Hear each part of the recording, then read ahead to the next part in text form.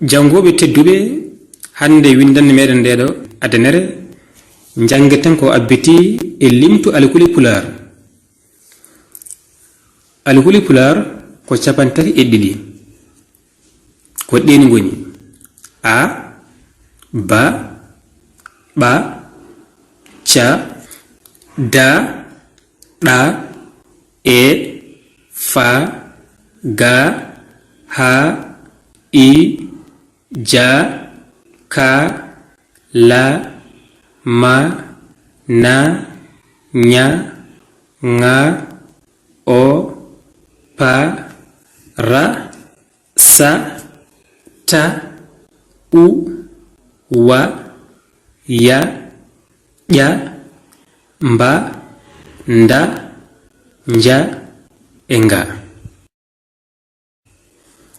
E nder ɗeɗo alkuli pular capantiri ɗiɗi kala hen alkulal eɗe mbawi rokkude hen yeruji taw ko kelme ma inde puɗɗiriɗe ngal ɗon alkulal.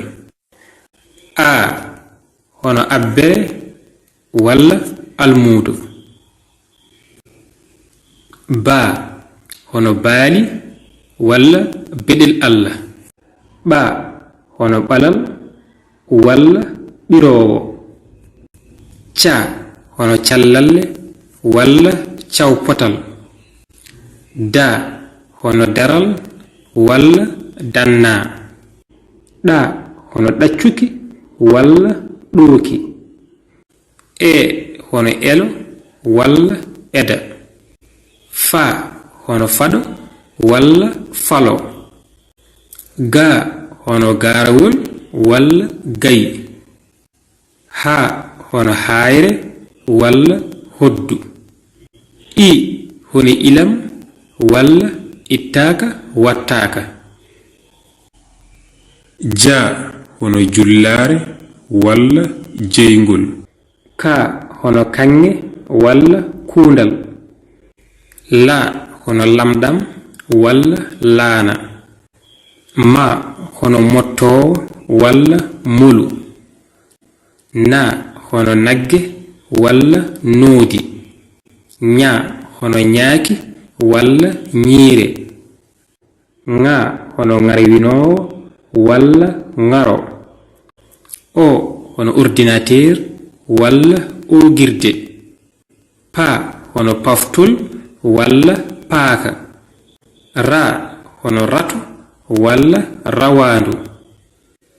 Sa hono sabunde walla sarire. Ta hono talkuru walla tafowo. U hono ullundu walla unugal. Wa hono weendu walla woyndu. Ya hono yarirde walla yiitare. Ƴa hono ƴulɓe walla ƴiyal. Mba hono mbaalu walla mbabba. Nda hono ndamdi walla nduudi. Nga hono ngaari walla ngabu.